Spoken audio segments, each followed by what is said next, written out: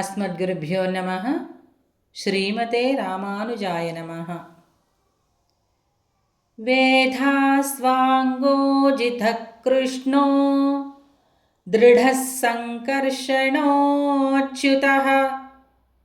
వరుణో వారుణో వృక్షః పుష్కరాక్షో మహామనాః. ఓం వేధసే నమః. అనంతమగు తన ప్రభావ విశేషమును నిరంతరము ధరించియుండువాడు. ఓం స్వాంగాయ నమః.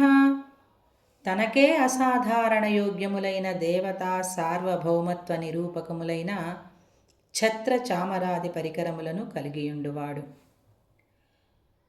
ఓం అజితాయ నమః.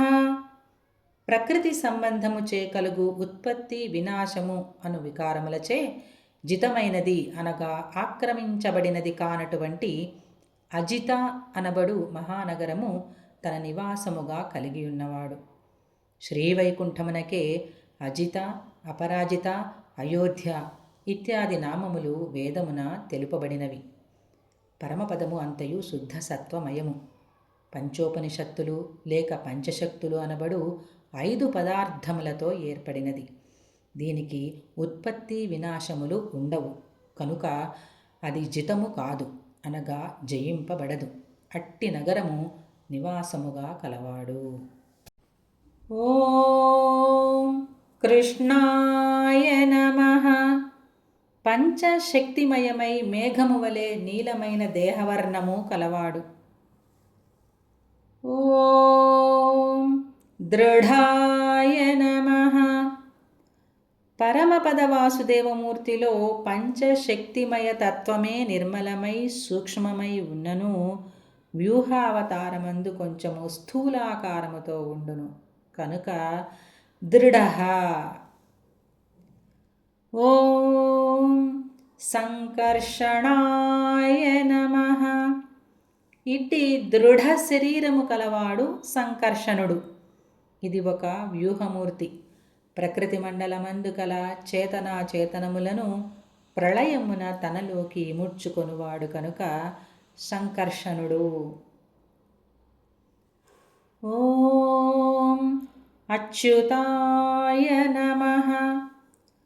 బ్రహ్మాండములోని బ్రహ్మరుద్రాది దేవతలు ప్రళయాదులలో తమ తమ స్థానముల నుండి ప్రచ్యుతిని పొందుదురు అనగా విడిపోవుదురు. కానీ పరమాత్మ మాత్రము బ్రహ్మాండములోని క్షీర సముద్రాది స్థలములలో వ్యూహ రూపమున ఉన్నను తన సహజ స్వరూపము నుంచి ప్రచ్యుతిని పొందడు. ఓం వరుణాయ నమః. ఆకాశము వలె సర్వ పదార్థములను ఆవరించి ఉండువాడు. ఓం వారుణాయ నమః. వరుణుని యందు ఉండువాడు వారుణుడు. భగవంతుని ఎవడు స్వామిగా వరించెనో అతడు వరుణుడు, భక్తుడు. అట్టి భక్తుల హృదయములలో నుండువాడు వారుణుడు. ఓం వృక్షాయ నమః. ఆశ్రితుల విషయమున వృక్షము వలె ఉపకరించువాడు. ఓం పుష్కరాక్షాయ నమః.